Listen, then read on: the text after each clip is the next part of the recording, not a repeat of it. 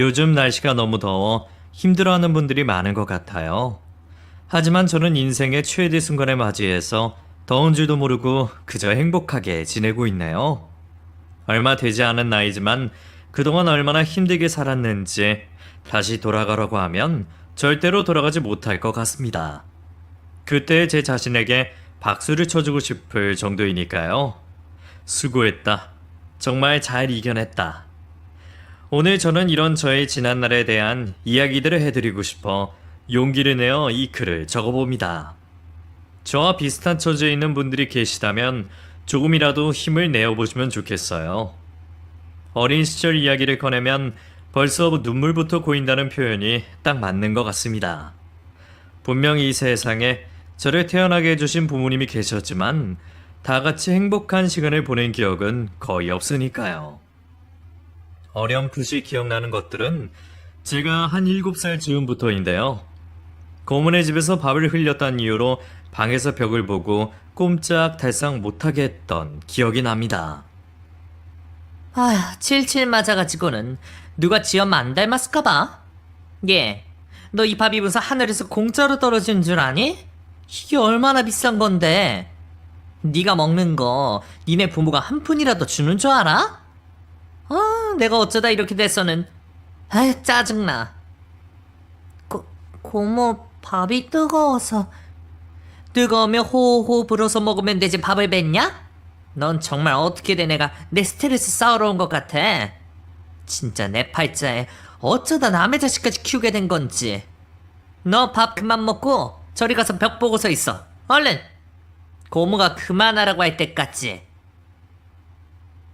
고모의 날카로운 목소리에 저는 방 안쪽 구석으로 들어가서 벽을 보고 한참을 서 있었죠. 밥도 제대로 먹지 못하고 그렇게 서 있으려니 다른 가족들이 밥을 먹는 소리와 냄새 때문에 배가 고파서 너무 힘들기도 했었네요. 어린 마음에 얼마나 그게 참기 힘들었던지 몰라요. 멀쩡하게 부모가 다 있는데 왜 그런 생활을 했었는지 궁금하시죠? 그게 바로 저희 엄마와 아빠 모두 저를 포기하셨기 때문입니다. 제가 그렇게까지 혼자 친척집에 맡겨지는 데에는 참으로 많은 우여곡절이 있었는데요. 제가 많은 세월을 보내는 동안 알고 있던 것이라고는 그저 엄마가 저를 버리고 집을 나간 것으로 시작이 된답니다. 아빠가 결혼 후 알코올 중독에 빠져서 일도 안 하고 망가지셨는데 그게 다 엄마와 연관이 되어 있다고 생각한 친할머니가 엄마를 구박하셨고 결국 참다 못한 엄마가 집을 나갔다고 하더군요. 아빠 역시 그런 상황이 싫어 저를 고모 집에 맡겨놓고 자신은 혼자 하고 싶은 대로 하고 사셨죠. 그러고 얼마 후에 할머니도 돌아가시게 되었고 결국엔 그래서 저는 부모가 있는데도 불구하고 없는 것 같은 고아가 되어 버린 것이랍니다. 고모네 집에는 2명의 아이들이 있었는데 저보다 4, 5살 많았고 욕심도 굉장히 많았었죠.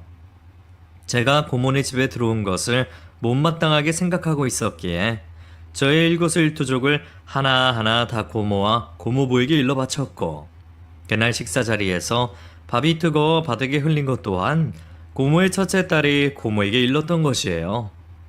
어디 그 일만 있었겠어요? 그 집에 살면서 정말 수많은 일들이 있었는데요. 또 한 번은 고모의 딸이 갖고 있던 아기나 학교 부품이 없어졌는데 고모네 온 가족이 저를 의심하며 얼른 내놓으라고 다그친 적도 있었답니다. 이런 도둑을 봤나? 먹이고 입히고 재워주니까 우리가 무슨 호구로 보이지? 애미애비도 버린 것 같다가 키워준 우리가 잘못이지. 어디서 이런 못된 것만 배워가지고는. 네가 가져갔지? 어디다 숨겼어? 어? 아니면 팔아먹었니? 학교 친구한테 팔아먹었어?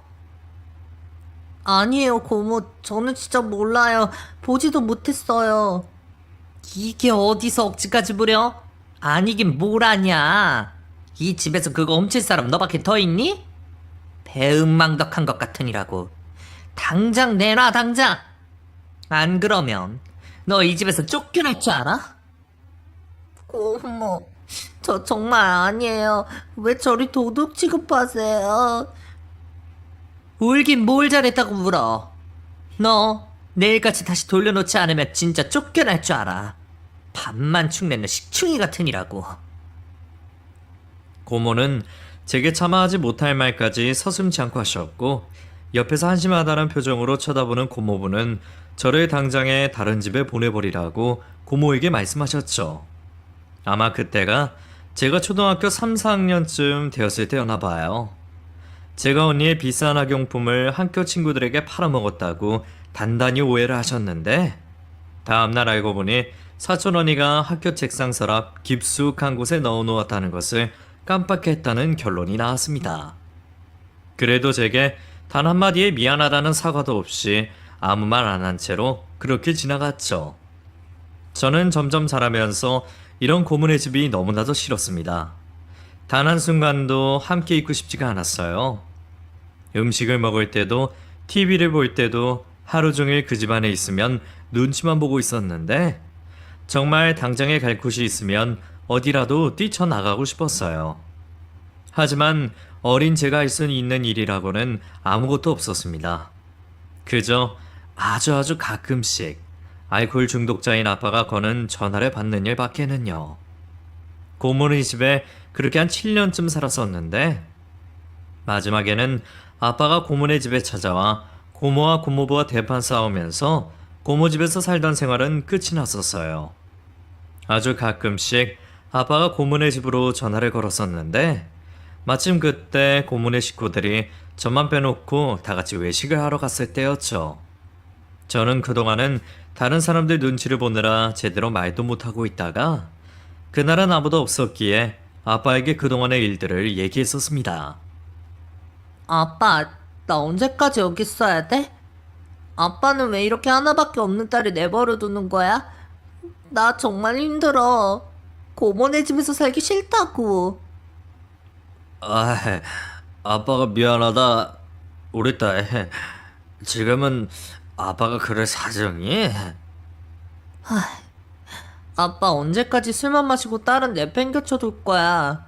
내가 이 집에서 얼마나 많은 구박을 받으면서 사는 줄 알아? 아냐고. 나 정말 힘들어. 도둑 취급까지 받으면서 살고 있는 거 아빠가 알기나 해? 뭐? 도둑? 아니, 너를 그런 취급까지 한단 말이야? 정말이야? 왜 진작에 말을 안 했어? 왜 말을 안 했느냐고? 이런 못된... 기다려. 아빠가 갈게. 아빠, 제발 빨리 와. 빨리 와서 나 좀 데려가. 그렇게 전화를 끊고 나서 고모네 가족들이 돌아왔고 그 후로 2시간쯤 지나서였을까? 한밤중에 누군가 현관문을 부서지도록 두드리기 시작했습니다. 그건 바로 아빠였어요. 정말 너무나 오랜만에 본 저의 아빠였죠. 술에 취해 비틀거리며 몸에서는 이상한 악취를 풍겼는데 마치 노숙자의 모습과도 같았습니다.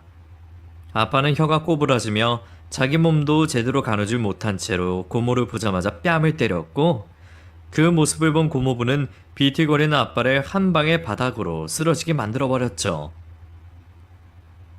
이런 배응망덕한 놈 같으니라고? 마누라 도망가고 신세 불쌍해서 애까지 맡아 키워줬더니만 감히 네가 누나 뺨을 때려? 야 이놈아, 이천 무책임한 쓰레기 같은 놈아. 여태껏 애 먹으라고 쌀 한 톨 안 사준 놈이 이딴 식으로 할 수가 있어? 네 자식 당장 데려가, 당장!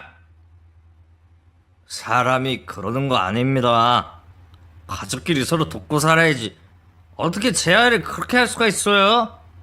이 아이가 무슨 죄예요? 무슨 죄? 도둑 취급이라고 사람 탈 쓰고 그러면 안 되죠. 뭐? 사람의 탈? 그러는 너는 사람의 탈을 쓰고 자기 딸한테 이래도 되는 거고? 이런 무식한 놈 같은 이라고. 당장에 네 딸 데리고 이 집에서 나가. 당장 나가. 나가자 우리 딸. 얼른 가자. 이런 더러운 집에 더 이상 있지 마. 얼른 가지 않고 뭐해. 얼른 나가자. 술에 취한 아빠는 당장에 짐을 싸서 나오라고 하셨고 저는 믿고 싶지 않은 외모로 했더라도 저의 아빠에게 무언가 대책이 있을 것이란 생각을 하고 아빠를 따라 나섰습니다. 하지만 현실은 녹록지 않았죠. 당장에 방을 잡을 돈도 없던 아빠는 그날 찜질방으로 저를 데려갔고 그곳에서 하루를 보낸 후 다음날 다시 저를 어떤 친척 집으로 보내버렸어요. 아빠, 도대체 아빠는 뭐 하는 사람이야? 몇 년을 이러고 살고 있었어. 집 하나 없이. 일도 안 하고. 또 술. 맨날 술. 그렇게 술만 먹고 언제까지 이런 식으로 살 거야? 어떻게 아빠라는 사람이 하나뿐인 딸을 이렇게 할 수가 있어? 저게 아빠가 나중에 꼭 너를 찾으러 갈게. 미안하다. 못난 아빠를 용서해줘. 용서 못해. 아빠 정말 너무해. 엄마도 떠나보내고 이제는 딸까지 떠나보내고. 이럴 거면 나는 왜 낳았어? 엄마랑 결혼을 왜 했냐고. 나 엄마 보고 싶어. 차라리 엄마한테 보내줘. 엄마한테 갈래. 하진아, 이 애비가 할 말이 없다. 정말 미안해. 아빠는 그렇게 저를 다시 한번 낯선 친척 집으로 보내고 마셨습니다. 그곳은 지방에 있는 곳이었는데 병든 할머니, 그리고 50대로 보이는 당숙이라는 분이 계셨죠. 태어나서 처음 얼굴 본 사람 집에서 살아야만 하는 심정 아세요? 중학생밖에 안 된 제가 감당하기에는 그곳의 생활도 정말 너무나 힘이 들었습니다. 80이 다 되신 할머니는 병세가 심하셔서 거동이 불편하셨는데 딱 한마디로 말씀드리자면 그 집에서 할머니를 간호해 줄 사람이 필요했던 것 같아요. 당숙 아저씨는 제가 집에 오자마자 짐을 풀기도 전에 할머니의 약을 챙겨주는 법을 설명해 주셨고 할머니의 목욕과 기저귀를 가는 시간까지도 설명해 주시더군요. 저는 그날 그렇게 그 집에 도착하자마자 할머니를 돌봐야만 했고 시간이 되어서 저녁밥도 차려야 했습니다. 그곳에서는 말 그대로 식모처럼 생활을 했던 것 같아요. 삼시세끼 밥을 차리고 할머니를 간호하다 보면 언제 그렇게 시간이 갔는지 벌써 저녁이 되어 있었는데 저녁이 되면 당숙 아저씨의 술상까지 받으려야 했었기에 정말 너무 힘이 들었어요. 그때가 방학 기간이었는데 하루라도 빨리 개학을 해서 학교에 다니고 싶어 죽는 줄 알았습니다. 제 나이 또래의 친구들은 모두 학교 가기 싫어 방학을 기다리고 있는데 저는 정반대의 삶을 살고 있던 것이죠. 그래도 당숙 아저씨는 제게 별 잔소리를 하지 않으셨고 저를 의심하거나 밥을 안 주거나 하는 일은 없으셨습니다. 학교에서 필요한 돈을 잘 주시기도 하셨으며 그냥 정신적으로는 저를 힘들게 하지 않으셨어요.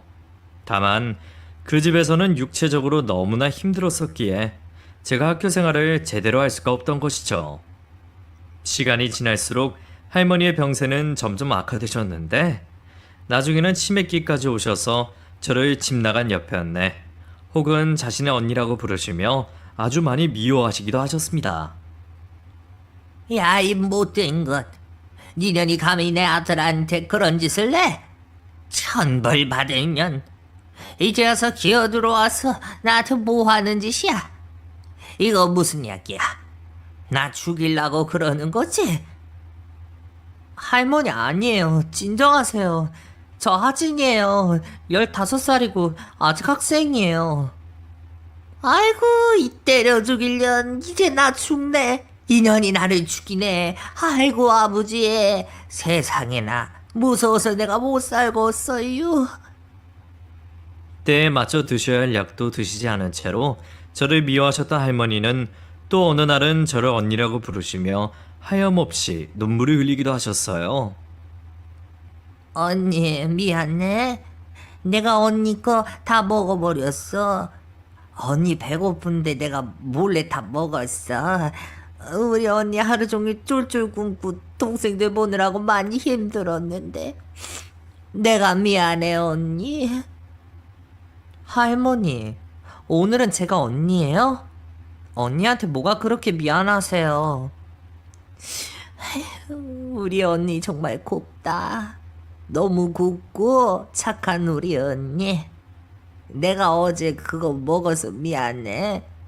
앞으로는 꼭 언니 거 남겨놓을게. 괜찮아요. 다 드시고 얼른 기력 회복하시면 그걸로 저는 좋아요. 언니, 아이, 그러지 마. 난 미워하지 마. 나 아니야. 난 아니라고. 나 안 그랬어. 언니, 언니. 감정의 동요가 심했던 치매라는 병으로 인해 할머니는 하루에도 몇 번이나 울었다 웃었다 그리고 소리까지 지르셨다가 하셨어요. 그런 할머니를 온전히 케어하는 것이 저의 몫이었는데 그런 생활을 몇 년이나 하다 보니 학업에 집중할 수가 없어 많이 힘들었습니다. 이게 도대체 무슨 삶인 것인지 아마도 편하게 부모 밑에서 자란 사람들은 상상도 하지 못할 것이에요. 저는 어린 시절부터 공부를 잘했었어요. 하지만 이렇게 번번이 여러 안 좋은 상황들 때문에 공부만에 집중할 수는 없었죠. 고모네 집에서 살 때에도 항상 고모네 자식들보다도 공부를 잘했던 탓에 질투를 많이 받았던 기억도 납니다. 딱히 학원도 학습지도 하지 않았음에도 조금만 공부하면 학원에 많이 다니던 사촌 언니 오빠보다 훨씬 성적이 좋았었죠. 공부 열심히 해서 좋은 대학교에 가서 성공을 한 후에 보란 듯이 잘 살 것이라는 생각을 하면서 할 때는 악착같이 공부했던 것 같아요.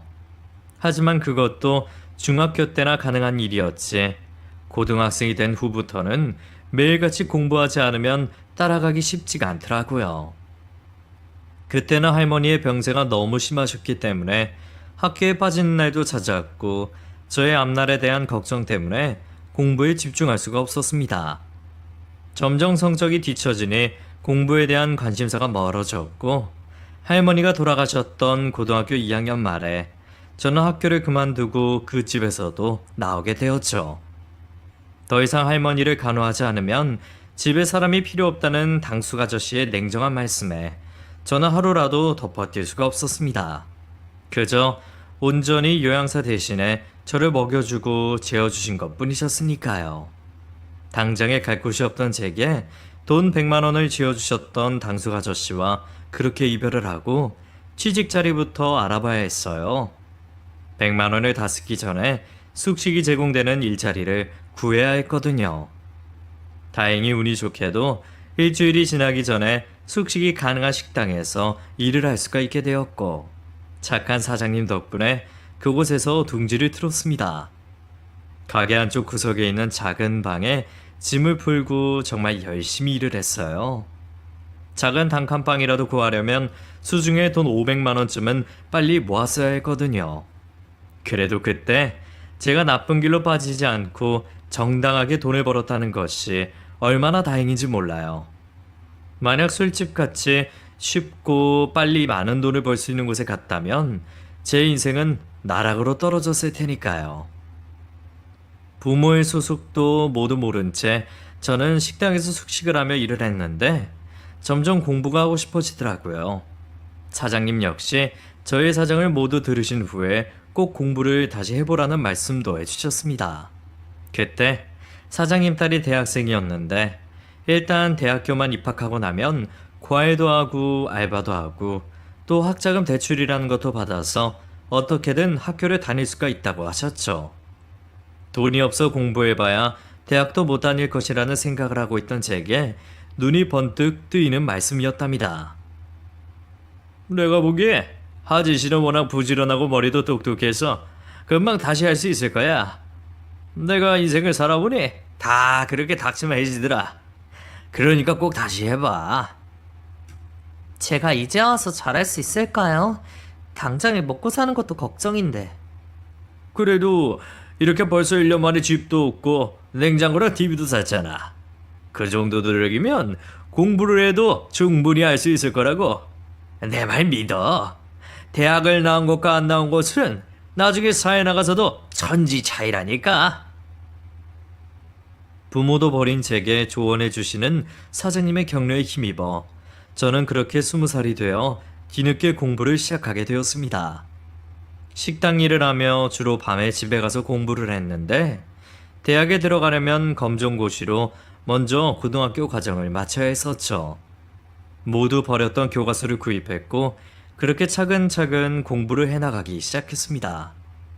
이미 공부의 끈을 놓은 지 몇 년이나 되었는지라 뭐가 뭔지 하나도 몰랐지만 그래도 그렇게라도 다시 공부를 시작한 제 자신에게 너무 감사한 마음으로 하나씩 하나씩 준비를 했어요. 너무 힘이 들 때는 엄마와 아빠를 미워하면서 마음속으로 욕도 하고 그랬던 것 같아요. 그렇게라도 해야 지금 이 상황을 제가 이겨낼 수 있는 악바리 같은 근성이 나올 테니까요. 그리고 1년이 되지 않았을 때 검정고시로 고졸 자격증을 따게 되었고 그 후로 다시 대학 입학을 준비하게 되었습니다. 학원에 다닐 여력이 되지 않아 혼자 문제집을 사서 푸는 것으로 주로 공부를 했는데 모르는 것이 나올 때마다 얼마나 답답하고 힘이 들었는지 심할 때는 눈물까지도 날 정도였어요. 그래도 학교에 다니면서 물어볼 선생님이 계시고 설명해줄 사람 있을 때 공부하는 것이 얼마나 감사한지 알게 된 시간이었답니다. 그래서 사람들이 다 공부는 때가 있는 것이라는 말을 하나 봐요. 하지만 저는 포기하지 않았습니다. 쌍코피가 터질 정도로 열심히 공부하고 또 했고 모르는 것이 있으면 노트에 100번이고 1000번이고 적어 내려가면서 파고 들어갔죠. 그런 제 모습이 예뻐 보이셨는지 사장님은 자신의 아들을 불러 제게 공부를 가르쳐 주라는 말을 해주셨고 덕분에 아주 가끔씩 공짜 과외도 받게 될 수 있었습니다. 부모 사랑을 받았던 기억이 없던 저는 그런 사장님의 마음이 너무너무 감사했고 꼭 보란 듯이 좋은 대학교에 들어가 성공하리라 다짐을 했던 것 같아요. 그리고 꼭 2년 정도가 지나서 드디어 대학교에 합격을 하게 되었습니다. 합격자 명단을 확인한 그 순간을 아직도 잊을 수가 없어요. 선명한 글씨로 합격이라고 쓰여 있었는데 너무 기쁜 나머지 일하던 식당 사장님을 와락 끌어안고 눈물을 줄줄 흘렸었죠. 이렇게 행복한 순간에 왜 제 부모님은 함께하지 않으시는 건지 놀라움과 서운함 그리고 앞으로 더욱 잘 살아야겠다는 굳은 다짐을 함께했던 순간이었어요. 사장님, 정말 감사해요. 저 진짜 열심히 살게요. 사장님의 좋은 덕분에 이렇게 좋은 대학교에 합격까지 하게 된 것 같아요. 이 은혜 평생 잊지 않을게요. 그래. 하진이는 무엇이든지 다 잘할 수 있을 거야. 더 넓은 세상에 나가서 하고 싶은 거 다 하면서 살아. 그러다 보면 나중에 언젠가는 부모님도 만날 수 있게 될 거야. 힘내고. 저는 그렇게 식당을 그만두고 학교 근처로 작은 방을 얻었어요. 이름만 대면 다들 알만한 명문대학에 입학한 그날 다들 가족끼리 3-4-5 모여 사진도 찍고 했지만 저는 혼자였고 학교 앞 식당에서 쓸쓸하게 된장찌개를 시켜 먹었습니다. 눈물이 너무 나와서 밥이 넘어가지 않았지만 저는 꾸역꾸역 입으로 밥을 넘겼어요. 어떻게든 잘 먹고 잘 버텨야 살아갈 수 있었으니까요. 여태까지 눈치 보며 친척집에서 버틴 것처럼 앞으로도 잘 버티자는 마음으로 이를 악물고 입학식을 보냈답니다. 막상 대학교 생활이 시작되면서부터는 저를 버릴 가족에 대해서 생각할 겨를도 없었던 것 같아요. 생활비에 학비까지 벌면서 학과 공부를 해야 했으니 하루 24시간이 모자라다고 해도 과언이 아닐 정도였죠. 남들은 부모님이 내주시는 등록금에 생활비까지 펑펑 쓰면서 여유로운 생활을 할 때에 저는 남들보다 2배는 더 일찍 일어나야 했고 시간을 아껴 써야만 했습니다. 아둥바둥 살고 있는 제 모습을 본 학과 선배가 제게 과외를 소개시켜 주더군요. 하진아, 지금 하는 카페 알바는 그만두고 차라리 과외를 해보자. 내가 소개시켜 줄게. 과외 몇 개만 잡아서 하면 시간도 여유롭게 쓸 수 있고 경제적으로도 훨씬 도움이 많이 될 거야. 원래 나보고 하란데 아휴 나 알잖냐. 이런 쪽에 관심 없는 거. 어머, 정말요? 저야 너무 감사하죠. 제가 아는 인맥도 없고 해서 과외를 해보고 싶어도 못했었는데. 너무 감사해요, 선배. 진짜 열심히 할게요. 그럼 그래야지. 이번에는 완전 부잣집에 학생 어머님도 너무 착하시다고 하더라고. 깐깐하지도 않으시고. 그러니까 잘만 하면 이 연관돼서 소개도 많이 들어올 거야. 여기 연락처 있으니까 얼른 연락해봐. 선배가 소개시켜준 덕분에 저는 난생 처음 과외라는 것을 시작해보게 되었습니다. 과외비도 다른 곳보다 조금 높았고 어머님도 좋으시다고 하니 이보다 더 좋은 기회는 없었죠. 버스를 타고 내려서 걸어 찾은 대저택에 도착하자마자 일하는 아주머니가 반갑게 맞이해 주셨어요. 처음 본 그 집은 정말 말 그대로 으리으리하다고 해야 할 것 같아요. 진짜 넓고 정돈이 잘 된 잔디마당에 2층으로 된 단독주택이었는데 바깥에서는 담장이 하도 높아 집 앞마당이 전혀 보이지도 않을 정도로 보안도 잘 되어 있더라고요. TV에서나 보던 집을 실제로 보니 우와 소리가 절로 나왔습니다. 막 고등학생이 된 아이, 그리고 고급스러운 소파에 조용히 앉아 계시던 아이 어머니를 뵈면서 정중하게 인사를 드렸어요. 안녕하세요. 소개받고 온 박하진이라고 해요. 오늘부터 아이와 열심히 수업을 해보겠습니다. 공손하게 인사를 한다고 했는데 어째 학생 어머니는 그런 저의 인사를 받아주지 않고 멍하니 저를 쳐다보고 계시더라고요. 제가 무슨 실수를 했나 싶어 어리둥절하며 조심스럽게 고개를 들어 학생 어머니를 쳐다봤는데 저를 보고 눈물을 흘리고 계시는 겁니다. 아, 제가 무슨 실수를 했나요?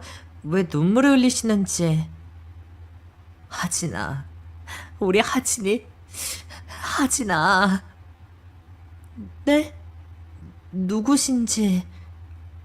우리 하진이 많이 컸네. 정말 잘 자랐어. 저를 보고 눈물을 흘리며 제 이름을 다정하게 부르시는 학생 어머니를 보니 뭔가 이상하다는 것을 느낄 수가 있었습니다. 그리고 잠시 후 저는 그 어머니가 어디서 많이 낯이 익다는 생각을 지울 수가 없었죠. 저희 어디서 뵌 적이 있나요? 어디서 뵌 분 같은데 제가 기억이 잘. 할머니가 정말 잘 키워주셨구나. 우리 하진이. 저는 드디어 그분이 누구인지 생각이 났습니다. 그 사람은 바로 제 엄마였어요. 아빠가 갖고 있던 그 사진 속의 주인공인 바로 저희 엄마 말이에요. 할머니가 그렇게 버리려고 했던 사진 중에 하나를 아빠가 몰래 갖고 있었는데 그 여자가 바로 제 엄마였고 그 사람이 지금 제 눈앞에 서 있었습니다.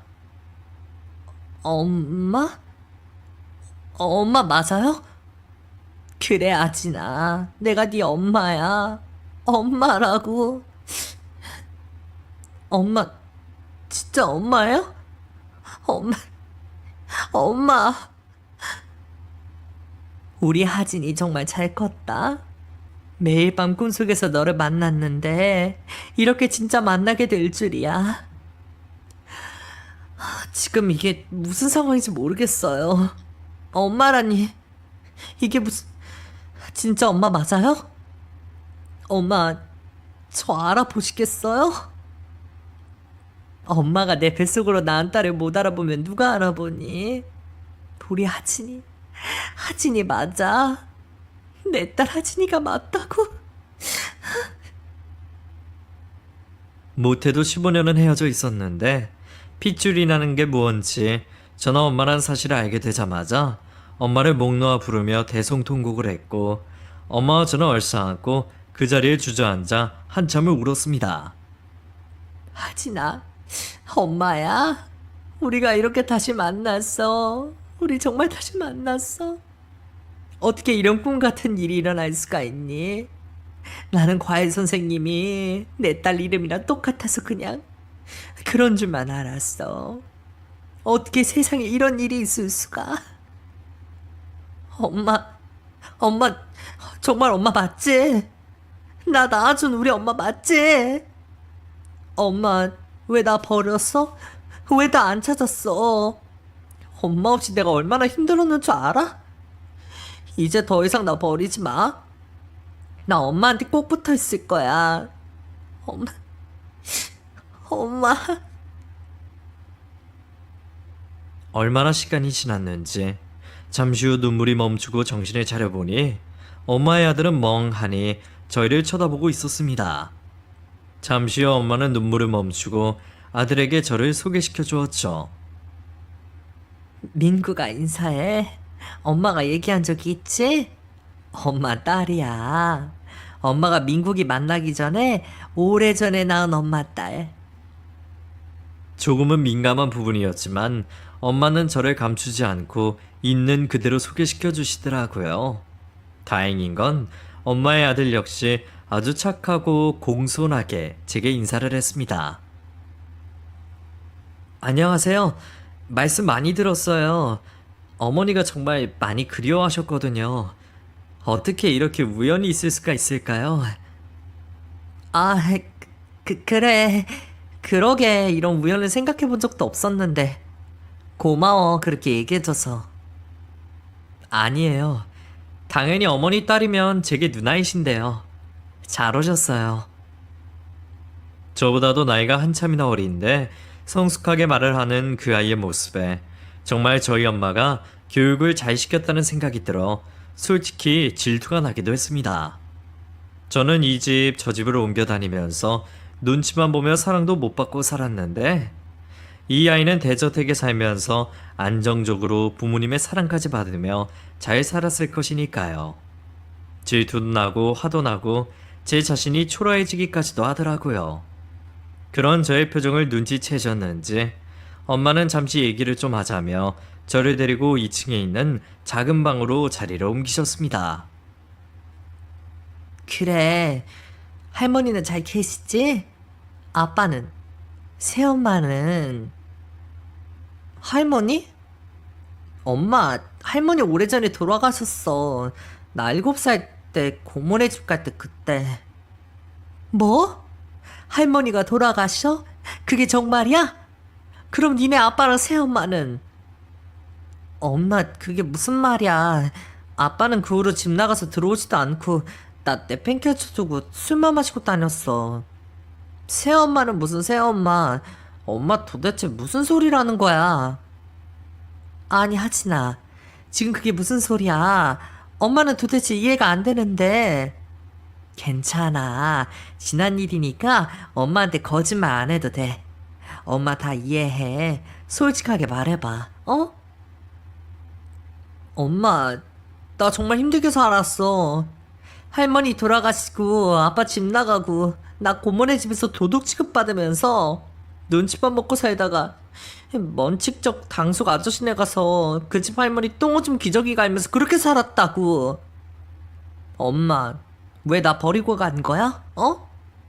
엄마, 왜 날 그렇게 버려두고 나갔어? 그게 무슨 소리야. 엄마는 그게 아니라 너를 잘 키우기 위해서, 너를 지키기 위해서 그래서 나갔던 거야. 할머니가 하도 그걸 원하셔서. 엄마가 너를 두고 왜 나가겠니? 자기 자식 버리고 무작정 도망가는 엄마가 세상에 어디 있어. 엄마, 진짜야? 그게 진짜야? 정말이냐고.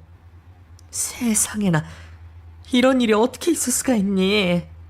할머니가 엄마 때문에 아빠가 저렇게 됐다고 하면서 부잣집에 능력도 좋은 여자 구해놨다고, 너 잘 키워준다고 하도 그래서 엄마는 거의 쫓겨나다시피 했는데, 널 두고 나오면서 엄마가 얼마나 피눈물을 흘린 줄 알아? 엄마는 제가 상상도 하지 못할 이야기를 꺼내기 시작하셨습니다. 저는 그동안 힘들게 살면서 엄마가 저를 버렸다고만 생각했지 단 한 번도 다른 이유에 대해서는 생각해 본 적도 없었거든요. 어린 시절을 그렇게 눈치 보며 비참하게 지내면서 얼마나 오빠와 아빠를 원망했는지 몰라요. 엄마, 난 정말 몰랐어. 엄마가 나를 버린 줄로만 알았다고. 나 엄마 얼마나 원망하면서 지냈는 줄 알아? 왜 이런 지옥 같은 곳에 날 버려두나 싶었다고. 하진아, 아니야. 엄마가 오죽하면 그랬겠어. 네 아빠 마음 못 잡고 알코올 중독자 돼서 폭력까지 쓰려고 하고, 그럴 때마다 너한테 안 좋은 영향 끼칠까봐 얼마나 끙끙 앓았다고. 이런 가정에서 잘 자랄 수 없다고 생각했기에 너를 할머니께 맡겼는데 어떻게 이런 일이... 엄마는 말을 채 마치지도 못하신 채 피눈물을 흘리시며 오열하기 시작하셨어요. 그 모습을 본 저 역시 피눈물을 흘리며 함께 오열했죠. 어디서 그런 눈물이 계속해서 흘러나오는지 평생 살면서 나온 눈물은 그때 다 쏟았던 것 같아요. 엄마는 한참을 오열하신 후 이어서 말씀을 해주셨어요. 할머니는 자기 아들밖에 모르는 사람이야.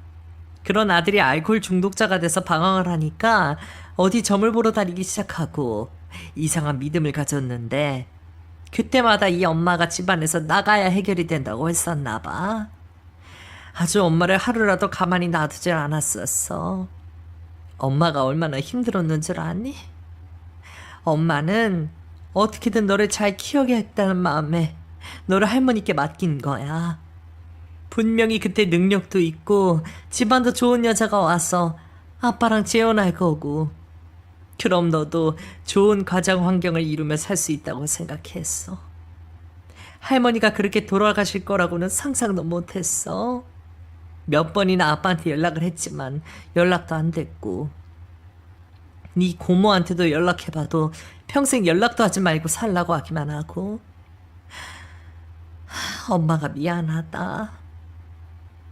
나 어렸을 적에 기억나는 건 엄마가 집 나가고 아빠랑 할머니랑 엄청 싸우다가 할머니가 병에 걸려서 돌아가셨어. 아빠는 이미 집을 나간 상태였고 그래서 나는 고모 집에 들어가게 된 거고 엄마가 말한 새엄마란 사람은 단 한 번도 본 적도 없는 것 같아. 엄마가 미안하다. 이건 다 엄마 잘못이야. 엄마가 너를 두고 나오는 게 아닌데. 엄마는 땅이 꺼져라 한숨을 쉬시면서 지난날에 대한 이야기를 계속 들려주셨습니다. 그렇게 쫓겨나다시피 집을 나와서 나쁜 생각까지도 했는데 사람 목숨이 참 질기더라. 어떻게든 사라지더라고. 먹고 살아야겠기에 일자리를 구하다가 남의 집 식모살이를 시작하다가 이 집까지 들어오게 됐어. 그리고 또 어찌어찌 하다가 이렇게 함께 살게 된 거고. 엄마는 그럼 재혼한 거야? 다른 아저씨랑 같이 결혼해서 아가 그 아이 낳은 거야? 그게 말이야. 엄마는 이 집에서 식모로 있다가 아이가 아주 딱해서 봐주면서 살다 보니 이렇게 된 거야. 이 아이는 이 집 사장님과 인연이 있는 아이인데 아이 부모가 다 죽고 돌보아리를 돌볼 사람이 없었거든. 어린아이가 어찌나 나를 엄마 하면서 따르고 안기던지. 마침 나도 너를 두고 나온 가슴 아픈 마음에 이 아이를 챙겨주다 보니까 이렇게 됐네. 그래서 정식으로 혼인신고를 하고 이 아이를 입양한 거고. 그럼 엄마 아이가 아닌 거네. 그런 거지? 나 아까 얼마나 비참하고 부러웠다고. 엄마가 이 아이 낳았을까봐 걱정했단 말이야. 난 이렇게 버려져서 비참하게 자랐는데 엄마는 다른 아이 낳아서 살고 있는 거 생각하니까 너무너무 싫었어. 아니야, 진아. 엄마가 이 집에서 살고는 있지만 엄마는 단 한순간도 너를 잊어본 적이 없어. 그래서 아이는 절대 낳지 않는다는 말씀도 드렸고. 하진아, 엄마 많이 미웠지? 엄마 많이 원망했지? 미안해, 하진아. 엄마가 많이 미안해. 엄마는 지난날 집을 나와 살아왔던 이야기들을 해주셨습니다. 제가 살면서 원망하고 미워했던 엄마의 모습은 온데간데 없었고 그저 저를 너무나 사랑하고 아꼈던 엄마의 모습만이 남아있었어요. 제가 그동안 오해를 하고 미워했던 시간들이 죄송하게 느껴질 정도였습니다. 한참을 이야기하고 난 후 저는 그 집에서 맛있는 저녁을 먹게 되었어요. 엄마가 차려주신 따뜻한 음식은 제가 살면서 먹었던 음식 중에 가장 맛있었습니다. 그토록 꿈에만 그리던 엄마가 차려준 밥을 먹다니요. 이 집에 과일을 하러 오게 된 일이 아마도 하늘에서 내려준 운명이었나 봅니다. 그리고 잠시 후 그 집의 주인이신 엄마의 남편분이 집에 오셨어요. 너무 불편하고 힘든 상황이 연출될 줄 알았는데 생각보다 훨씬 인자하셨고 저를 반갑게 맞이해 주셨습니다. 좋아요. 정말 이런 우연이 다 있나? 역시 피는 물보다 진하네요. 만나게 될 사람들은 다 이렇게 반드시 만나게 되네요. 네, 안녕하세요. 반갑게 맞이해주셔서 저도 너무 감사해요. 이 사람이 많이 얘기했어요. 나도 그 부분이 못내 가슴이 아파 어떻게든 찾아주려고 했는데 어쩌다 보니 시간이 벌써 이렇게 됐네요. 엄마 없이 잘 성장해줘서 고마워요. 너무 고마워. 인자한 얼굴을 하신 엄마의 남편분은 못돼도 나이가 70세 이상은 되신 듯 보였어요. 누가 봐도 엄마와 부부라고는 믿겨지지 않는 모습이셨답니다. 엄마가 다른 남자와 함께 살고 있다는 것에 처음에는 많이 화가 났지만 막상 그 아저씨의 얼굴과 인품을 보니 그것마저도 잘못된 생각이라는 생각이 들었어요. 세상에는 정말 못된 사람도 있지만 또 이렇게 정말 멋진 분도 계시더라고요. 그날 첫 만남을 이유로 엄마와 저는 아주 자주 왕래를 했고 엄마의 아들에게도 열심히 과외를 시켜주었습니다. 그리고 엄마와 많은 이야기를 나눈 끝에 오랫동안 잊고 지낸 사람인 아빠를 찾아야겠다는 결론을 내리게 되었죠. 엄마는 오래전부터 아빠와 할머니를 원망하며 살았는데 이제는 그런 마음보다는 아빠의 건강이 걱정된다고 하셨어요. 그래도 아빠는 한평생 다른 여자 없이 엄마만 그리워하며 사신 분인 걸 저를 통해 알게 되셨거든요. 엄마와 저는 온갖 수단과 방법을 가리지 않고 아빠를 찾는 것에 집중을 했고 그 끝에 결국 아빠를 찾을 수 있었습니다. 아빠는 노숙 생활을 하다가 쉼터에서 생활을 하고 계신 상태였는데 알코올로 인해서 단기 기억 상실증까지도 걸린 아주 안 좋은 상황이셨죠. 엄마와 저를 봤는데도 처음에는 잘 못 알아보시고 고개를 절레절레 흔드셨는데 육체와 정신이 모두 너무 망가지신 상태였습니다. 엄마는 그런 아빠를 따뜻한 동정심으로 안아주셨고 저는 엄마 아빠를 모두 끌어안으며 저희는 진정으로 한 가족이 되었어요. 이 순간을 얼마나 꿈꿔왔는지 몰라요. 이 못된 사람아.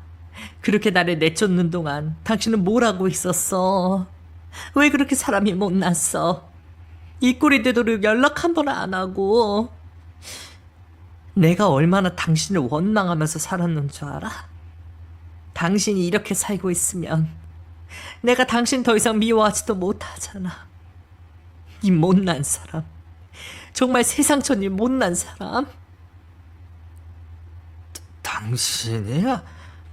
당신 맞아? 하진이 엄마, 당신 맞는 거야? 나 어떻게 찾았어? 여기는 어떻게 온 거야? 우리 하진이도 만났구나. 여보, 미안해. 당신한테 면목이 없어서 나 단 한 번도 연락도 못했어. 내가 못났어. 그래서 다 이렇게 된 거야. 당신도 하진이도 그리고 우리 엄마도 나 이 세상 살 자격도 없는 놈이야. 그렇게 못난 짓 했으면 앞으로 다 갚으면서 살아. 나한테도 하진이한테도 잘하면서 살라고. 사람 무시하면서. 미안하다 정말. 정말 미안해. 내가 정말 뭐라 할 말이 없다. 아빠, 엄마, 그리고 저는 아주 오랜만에 한자리에 모여 이런저런 얘기를 나누었고 비로소 진정한 가족의 모습이었습니다.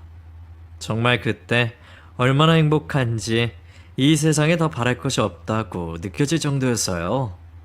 엄마는 아빠를 위해 여러 가지 치료 프로그램을 알아봐 주셨고 물심양면으로 지원해 주셨습니다. 그리고 아빠는 피나는 노력을 하시며 점차 좋아지게 되셨죠.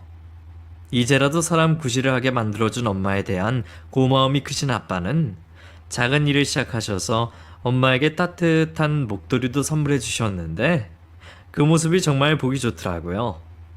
그렇게 저희는 잃어버린 시간을 대신하듯 몇 년을 즐겁게 보냈고 몇 년 후에는 엄마의 새로운 남편분께서 몹쓸 병에 걸려 세상을 먼저 떠나게 되셨습니다.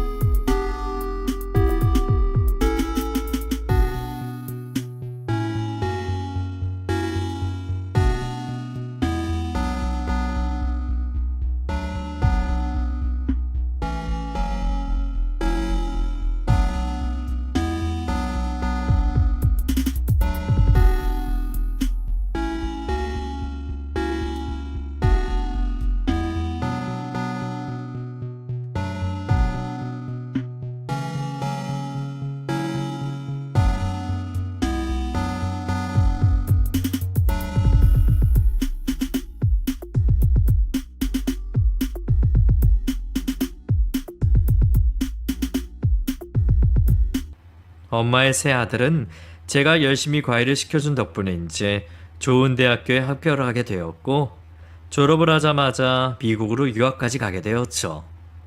저도 그동안 학교를 마치고 어엿한 직장인이 되어 남자친구까지 생겼어요. 몇 년을 혼자 지낸 엄마는 저와 아빠를 만난 자리에서 조심스레 아빠에게 먼저 손길을 내미셨어요.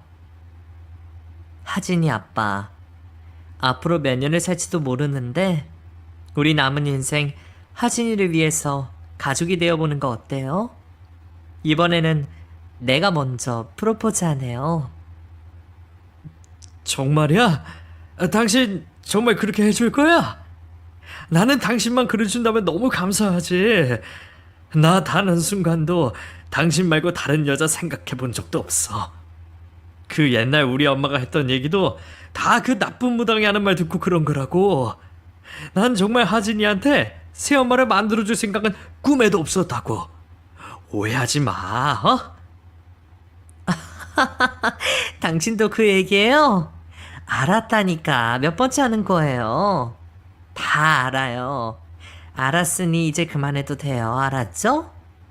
그러니까 나랑 하진이랑 셋이 같이 살 거예요? 말 거예요? 아휴, 나야 언제든지 환영이지. 너무 고마워. 평생 감사해. 정말 나 잘할게. 나 진짜 여태껏 못한 거 다 할게. 너무 고마워, 자기야.